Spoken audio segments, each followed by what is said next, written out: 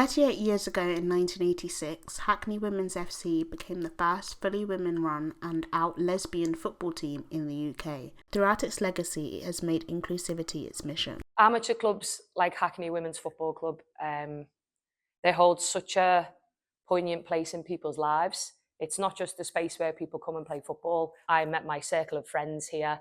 I really met my own family here. Amateur football is the space that people do that. We put so much of our lives into it. In 1921, the FA banned women from playing on Football League grounds until the 1970s. Today, while male players can join LGBTQ leagues, female players do not have the same opportunity. I think it's really important that the story of when and how women's football was banned is being shared a lot, because I think it speaks a lot of how society was then and how evolved we are 104 years later. I think with coaching and the standards of women's football being raised every single month in the country, it's only right and it's only fair that exposure has become much greater because of that. And as a byproduct of that, other women's sport has as well. It's a game of catching up, isn't it? You know, there was that ban for so long that the game is so far behind in funding and visibility and access to equal opportunities.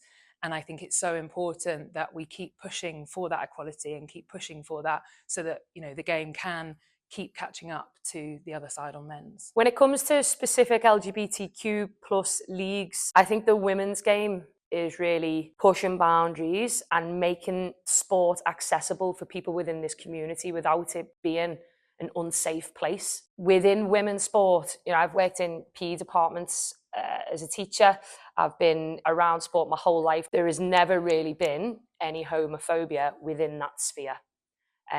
It's unfortunate that for men they have to create leagues exclusively for that community, but it's also really cool that people can do that and people can celebrate and feel safe in that sphere. Despite the challenges, Hackney Women's FC remains proud of its progress and continues to call for greater support for amateur clubs. As a committee, we've got so many plans and so many fun things that we would love to do, and it's just, getting a little bit more investment so that we can do that, so we can provide, more opportunities to more people and really create more access to the game.